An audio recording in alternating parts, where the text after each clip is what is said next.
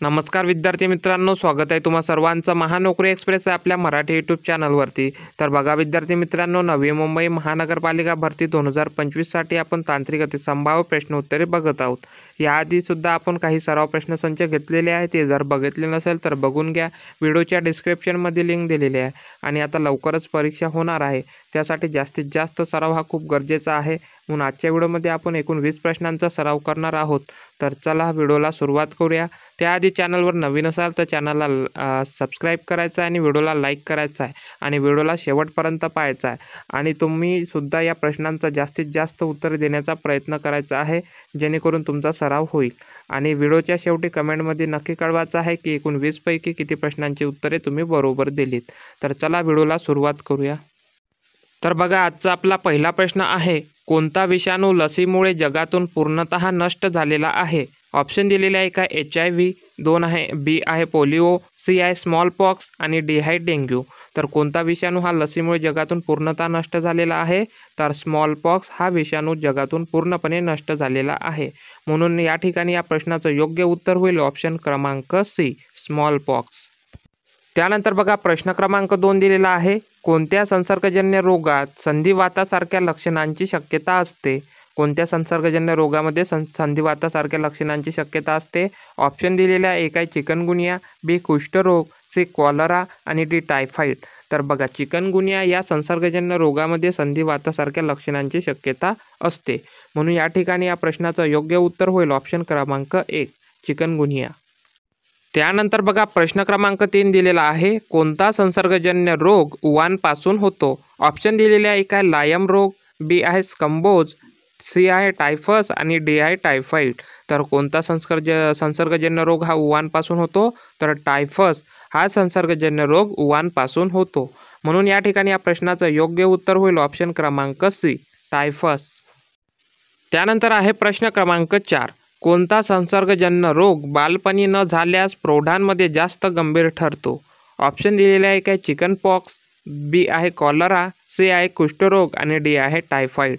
तर कोणता संसर्गजन्य रोग हा बालपणी न झाल्यास प्रौढांमध्ये जास्त गंभीर ठरतो? तर चिकन पॉक्स हा संसर्गजन्य रोग बालपणी न झाल्यास प्रौढांमध्ये जास्त गंभीर ठरत असतो। म्हणून या ठिकाणी या प्रश्नाचं बरोबर उत्तर होईल ऑप्शन क्रमांक ए, चिकन पॉक्स। त्यानंतर आहे प्रश्न क्रमांक 5, कोणत्या रोगात बुलनेक अपिअरन्स दिसते? ऑप्शन दिलेले आहे, एक आहे रेबोज, बी आहे डिप्थेरिया, सी आहे कॉलरा आणि डी डेंग्यू। तर कोणत्या रोगामध्ये बुलनेक अपिअरन्स दिसते? तर डिप्थेरिया या रोगामध्ये बुलनेक अपिअरन्स दिसते। म्हणून या प्रश्नाचं बरोबर उत्तर होईल ऑप्शन क्रमांक बी, डिप्थेरिया। त्यानंतर बघा, पुढचा प्रश्न आहे, कोणत्या रोगात मूत्रमार्गातून स्त्राव होतो? ऑप्शन दिलेले आहे, एक आहे कुष्ठरोग, बी आहे गोनोरिया, सी चिकन पॉक्स आणि डी कॉलरा। तर कोणत्या रोगामध्ये मूत्रमार्गातून स्त्राव होतो? तर गोनोरिया या रोगामध्ये मूत्रमार्गामधून स्त्राव होतो। म्हणून या प्रश्नाचं बरोबर उत्तर होईल ऑप्शन क्रमांक बी, गोनोरिया। त्यानंतर आहे प्रश्न क्रमांक 7, कोणत्या संसर्गजन्य रोगात मधुमेह रुग्णांना अधिक धोका असतो? कोणत्या संसर्गजन्य रोगामध्ये मधुमेह रुग्णांना अधिक धोका असतो? ऑप्शन दिलेले आहे, एक आहे कॉलरा, बी आहे रेबोज, सी आहे म्युकरमायकोसिस आणि डी आहे चिकन पॉक्स। तर कोणत्या रोगात आहे? तर म्युकरमायकोसिस या संसर्गजन्य रोगामध्ये मधुमेह रुग्णांना अधिक धोका असतो। म्हणून या ठिकाणी या प्रश्नाचं बरोबर उत्तर होईल ऑप्शन क्रमांक सी, म्युकरमायकोसिस। त्यानंतर बघा, प्रश्न क्रमांक 8 आहे, अँथ्रॅक्स। अँथ्रॅक्स कशामुळे होतो? ऑप्शन दिलेले आहे, विषाणू, बी बुरशी, सी बॅक्टेरिया आणि डी कीटक। तर अँथ्रॅक्स हा जो आहे हा बॅक्टेरियामुळे होत असतो। म्हणून या ठिकाणी या प्रश्नाचं उत्तर होईल ऑप्शन क्रमांक सी, बॅक्टेरिया।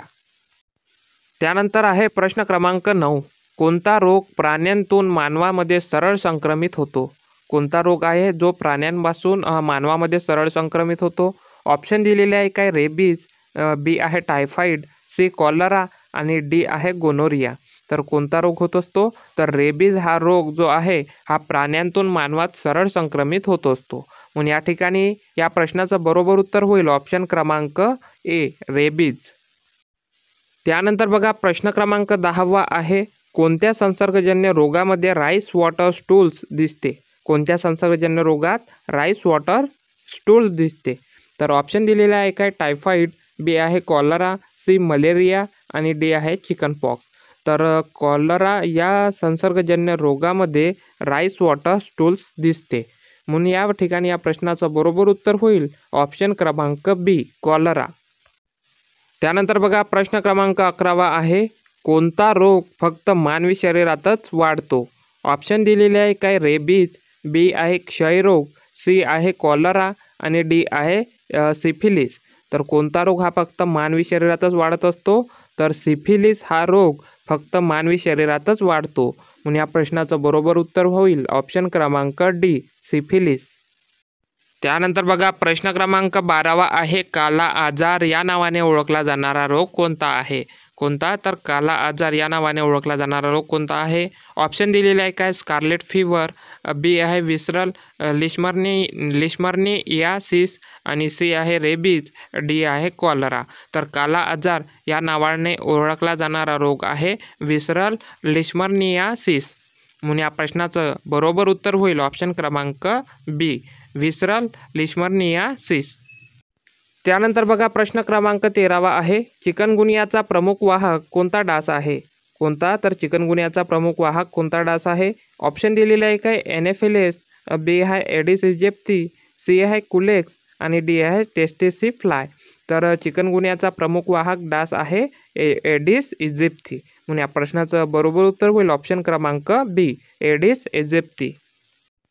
त्यानंतर बघा प्रश्न क्रमांक 14 आहे, अपॉर्च्युनिस्टिक इन्फेक्शन ही संज्ञा मुख्यतः कोणत्या स्थितीत वापरली जाते? अपॉर्च्युनिस्टिक इन्फेक्शन ही संज्ञा कोणत्या स्थितीत वापरली जाते?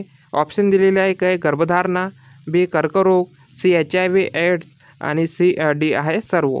तर बघा अपॉर्च्युनिस्टिक इन्फेक्शन ही संज्ञा जी आहे ती HIV एड्स ह्या मुख्यत्वे स्थितीमध्ये वापरली जाते, म्हणून या प्रश्नाचं बरोबर उत्तर होईल ऑप्शन क्रमांक सी. त्यानंतर बघा प्रश्न क्रमांक 15 आहे, टायफॉईड मेरी ही व्यक्ती कोणत्या संसर्गासाठी प्रसिद्ध होती? होली झालेला आहे या ठिकाणी होती आहे. त्यानंतर बघा ऑप्शन दिलेले आहे काय रेबीज, बी आहे कॉलरा, सी आहे टायफॉईड आणि डी आहे TB. तर टायफॉईड मेरी ही व्यक्ती जी आहे ही टायफॉईड या संसर्गासाठी प्रसिद्ध होती, म्हणून या प्रश्नाचं बरोबर उत्तर होईल ऑप्शन क्रमांक सी टायफॉईड. त्यानंतर आहे प्रश्न क्रमांक 16, कोणता रोग डासाद्वारे न पसरता सेंद्रिय स्वरूपात होतो? कोणता रोग जो आहे हा डासाद्वारे न पसरता सेंद्रिय स्वरूपात होतो? ऑप्शन दिलेले आहे काय मलेरिया, बी टायफॉईड, सी डेंग्यू आणि डी झिका. तर बघा टायफॉईड हा जो रोग आहे हा डासाद्वारे न पसरता सेंद्रिय स्वरूपात होतो, म्हणून या प्रश्नाचं बरोबर उत्तर होईल ऑप्शन क्रमांक बी टायफॉईड. त्यानंतर बघा प्रश्न क्रमांक 17 आहे, कोणता संसर्गजन्य रोग मज्जासंस्थेला थेट प्रभावित करतो? ऑप्शन दिलेले आहे काय पोलिओ, बी आहे कोलरा, सी आहे स्कारलेट फीवर आणि डी आहे कुष्ठरोग. तर कोणता संसर्गजन्य रोग मज्जासंस्थेला थेट प्रभावित करतो? तर पोलिओ हा संसर्गजन्य रोग मज्जासंस्थेला थेट प्रभावित करत असतो, म्हणून या ठिकाणी या प्रश्नाचं बरोबर उत्तर होईल ऑप्शन क्रमांक ए पोलिओ. त्यानंतर बघा प्रश्न क्रमांक 18 आहे, MMR लस कोणत्या 3 आजारांपासून संरक्षण करते? तर बघा खाली 4 ऑप्शन दिलेले आहे, या दिलेल्या ऑप्शनपैकी MMR लस मम्प्स, मस्लेस, रुबेला या 3 आजारांपासून संरक्षण करते, म्हणून या प्रश्नाचं बरोबर उत्तर होईल ऑप्शन क्रमांक ए मम्प्स, मस्लेस, रुबेला. त्यानंतर आहे प्रश्न क्रमांक 19, इन्क्युबेशन पिरियड म्हणजे काय? ऑप्शन दिलेले आहे रोगाची तीव्र अवस्था, बी ताप वाढण्याची वेळ, सी संसर्गानंतर लक्षणं दिसण्यापर्यंतचा कालावधी आणि डी आहे शरीरात औषध टिकण्याचा काल. तर इन्क्युबेशन पिरियड म्हणजे संसर्गानंतर लक्षण दिसण्यापर्यंतचा कालावधी, म्हणून या प्रश्नाचं योग्य उत्तर होईल ऑप्शन क्रमांक सी इन्क्युबेशन पिरियड म्हणजे संसर्गानंतर लक्षण दिसण्यापर्यंतचा कालावधी. त्यानंतर बघा प्रश्न क्रमांक 20 आहे, कोणत्या संसर्गजन्य रोगात मलावाटे अंडी जातात आणि पुन्हा संक्रमण होते? ऑप्शन दिलेले आहे, ए आहे कॉलरा, बी आहे हुकवर्म, सी आहे डेंग्यू आणि डी आहे TB. तर कोणत्या संसर्गजन्य रोगामध्ये मलावाटी अंडी जातात आणि पुन्हा संक्रमण होते? तर हुकवर्म या संसर्गजन्य रोगामध्ये मलावाटे अंडी जातात आणि पुन्हा संक्रमण होते, म्हणून या ठिकाणी या प्रश्नाचं योग्य उत्तर होईल ऑप्शन क्रमांक बी हुकवर्म. तर बघा विद्यार्थी मित्रांनो, आपण या व्हिडिओमध्ये एकूण 20 प्रश्न बघितलेले आहे. 20 पैकी तुम्ही किती प्रश्नांची बरोबर उत्तर दिली हे कमेंट बॉक्समध्ये नक्की कळवा आणि अशाच प्रकारच्या प्रश्नासाठी आपल्या चॅनलला सबस्क्राईब करा आणि जास्तीत जास्त लाईक करा, जेणेकरून तुमच्यासाठी नवनवीन व्हिडिओ हे घेऊन येत राहू. तर चला भेटूया पुढच्या एका नवीन व्हिडिओमध्ये. तोपर्यंत धन्यवाद.